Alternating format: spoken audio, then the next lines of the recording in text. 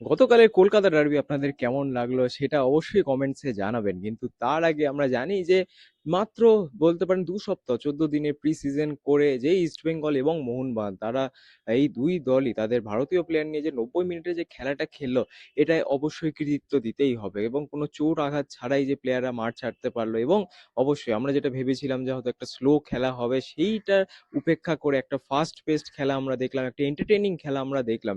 এবং এই খেলাটা ঘিরে কিন্তু বলতে পারেন যে ইতিমধ্যেই সংবাদ মাধ্যম এবং চারিদিকে কিন্তু অনেক আলোচনা হচ্ছে। নিশ্চয়ই সকালবেলা পাড়ার রকে আড্ডা হচ্ছিল যে সাহালের ওই গোলটা কি সুন্দর একটা বল বাড়িয়েছিলেন কিয়ান নাসির এবং পাশাপাশি ইস্টবেঙ্গলের নতুন রিক্রুট সন্দীপ মান্ডি, যিনি মূলত একজন লেফট ব্যাক কিন্তু সেন্টার ব্যাক পজিশনে খেলে যেভাবে তিনি আনোয়ারের পাশে নজর কাড়লেন সেটা নিয়ে নিশ্চয় আড্ডা হয়েছে নানান হোয়াটসঅ্যাপ গ্রুপ এবং পাড়ার রকে। কিন্তু আপনাদের কাছে এই ডার্বির ৫টা সেরা প্লেয়ার কারা?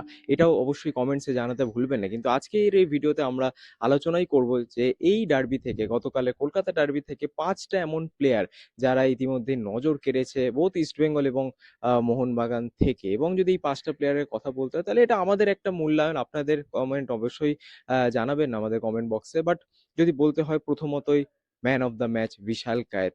একটা ম্যাচ নয়, দুটো ম্যাচ নয়, বারংবার বহু ম্যাচ কিন্তু এই বিশাল কায়েতি বাঁচিয়েছে মোহনবাগানকে এবং এক্সেপশনাল গোলকিপিং।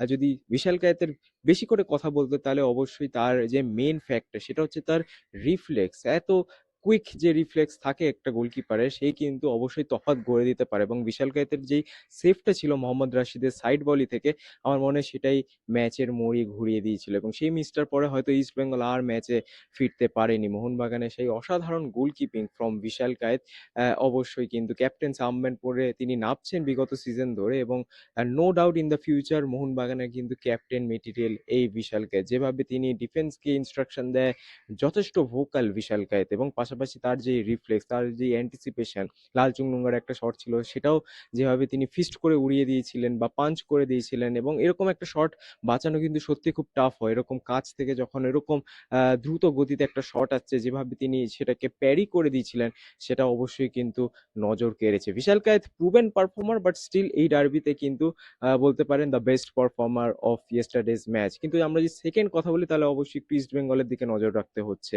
সন্দীপ মান্ডি মূলত একজন লেফট ব্যাক, ইন্টারকাশিতে তিনি ২ সিজন খেলেছেন। অ্যান্টোনিও লোপেজ হাভাসের হাতেই তৈরি করা এই প্লেয়ার সন্দীপ মান্ডি। আগে মোহামেডানে খেলেছেন, তারপরে ইন্টারকাশিতে গেছেন।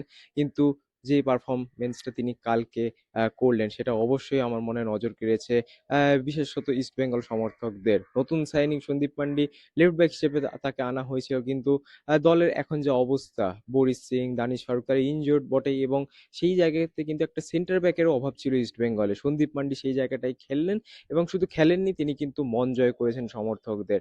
তার এরিয়াল ডুয়েল বলুন, তার ট্যাকলিং বলুন, ফার্স্ট হাফে তো সন্দীপ মান্ডি অসাধারণ খেলেছিল এবং সেকেন্ড হাফে কিন্তু সেই ধারাবাহিকতাই অব্যাহত রেখেছিলেন তিনি। যদিও এই ম্যাচ থেকে জয় পাননি সন্দীপ মান্ডি বা একটা পয়েন্টও তিনি পাননি, ম্যাচটা হেরেই মাঠ ছাড়তে হয়েছিল, কিন্তু স্টিল ইস্টবেঙ্গল সমর্থকদেরকে কিন্তু একটা নতুন আশা দেখাচ্ছেন সন্দীপ মান্ডি যে লেফট ব্যাক পজিশনে ইস্টবেঙ্গল বছরের পর বছর, সিজনের পর সিজন একটা ভালো ব্যাকআপ পাচ্ছিল না বা একটা ভালো প্লেয়ার পাচ্ছিল না।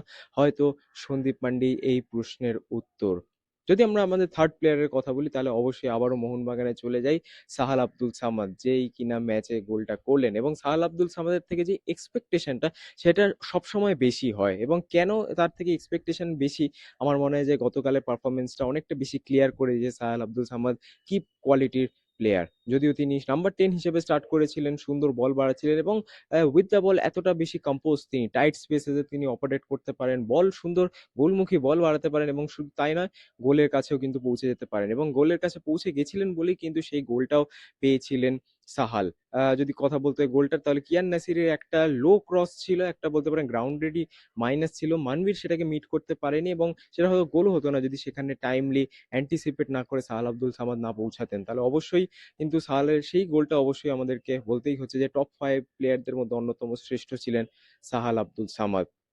চতুর্থ প্লেয়ারের যদি কথা বলতে হয় তাহলে আবারও যাই ইস্ট বেঙ্গলের কাছে, কারণ সেখানেই প্রথমবারের মতো ইস্ট বেঙ্গল ক্যাপ্টেন্স আর্মব্যান্ড পরে মাঠে নেমেছিলেন আনোয়ার আলী, এবং তার ক্যাপ্টেন্সি ডেবিউ হলো ইস্ট বেঙ্গলে এবং মোহনবাগানের বিরুদ্ধে, যে মোহনবাগান থেকে এসেছিলেন তিনি ইস্ট বেঙ্গলে। এবং what a player Anwar Ali, he is অবশ্যই ভারতের শ্রেষ্ঠ সেন্টার ব্যাক ইতিমধ্যেই, এবং যেভাবে ট্যাকেল করছিলেন, যেভাবে বলতে পারেন যে বলগুলো জিতছিলেন, কিছু ট্যাকেল বলুন, কিছু ইন্টারসেপশন বলুন, মানবীর ঢোকার বারবার চেষ্টা করছিলেন, সেখানে তার ইন্টারসেপশন ছিল।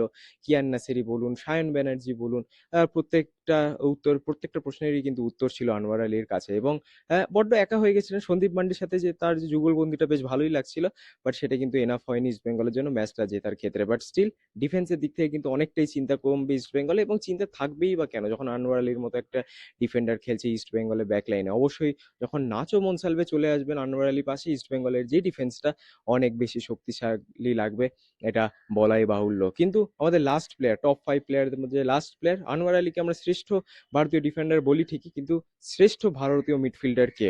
অবশ্যই তার নাম আপুইয়া রালতে। এই মোহনবাগান যে টাকাটা খরচ করেছে আপুইয়াকে আনতে, মোহনবাগান আমার মনে হয় যে সেটা ওয়ার্থ এভরি পেনি, একদম জাস্টিফাইড এই একটা রিক্রুটমেন্ট। এবং ম্যাচের শুরুতে আমরা বলছিলাম যে খাতায় কলমে মোহনবাগানের মিডফিল্ড অনেকটা এগিয়ে ইস্ট বেঙ্গলের থেকে, এবং কেন এগিয়ে?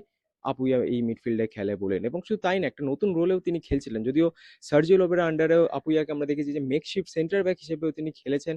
মানে যখন ডিফেন্ডাররা সাইড দিয়ে একটুখানি এগোনোর চেষ্টা করতেন, ওভারল্যাপ করার চেষ্টা করতেন, আপুইয়া কিন্তু সেই মাঝখান পজিশনটা ধরে রাখতেন, একদম লাস্ট ম্যান অফ ডিফেন্স। এবং সেখান থেকেই কিন্তু তিনি বিল্ড আপও করেন, এমন না যে সেখানে দাঁড়িয়ে থাকেন, সেখান থেকে বিল্ড আপও করেন, প্রোগ্রেসিভ পাসও দেন, এবং টাইট স্পেসে যে অপারেট করতে পারেন আপুইয়া, এবং ভুল খুব কম করেন। এটাই কিন্তু ভারতীয় প্লেয়ারের একটা বলতে পারেন যে ক্রাইটেরিয়া, যেখানে অনেক ভারতীয় প্লেয়ার কিন্তু বলতে পারেন যে মিস আউট করে যায়, অবশ্যই ম্যাচের মধ্যে ভুল হয়, কিন্তু আপুইয়ার থেকে এই ভুল হওয়াটা কিন্তু খুবই কম। এবং এই জন্য আপুইয়াকে হয়তো আমরা one of the consistent player বলি ইন্ডিয়ান ফুটবল। এবং আপুইয়া আরো একবার তার জাত চেনালেন, প্রত্যেকটা ডার্বিতেই ভালো খেলেন, এবং গতকালের ডার্বিতেও কিন্তু তিনি একেবারে মিডফিল্ডে সেই ইঞ্জিন হয়ে দাঁড়িয়েছিলেন। সেখানেই ইস্ট বেঙ্গলের যে মিডফিল্ড ছিল রোহিত কুমার এবং জিকসেন সিং এর, সেই মিডফিল্ডের উপরে হয়তো একাই ভারী ছিলেন এই আপুইয়া আলতে। এটা ছিল আমাদের টপ 5 প্লেয়ার্স ফ্রম ইয়েস্টারডেজ ডার্বি। আপনাদের কি মতামত অবশ্যই কমেন্টসে জানাতে ভুলবেন না।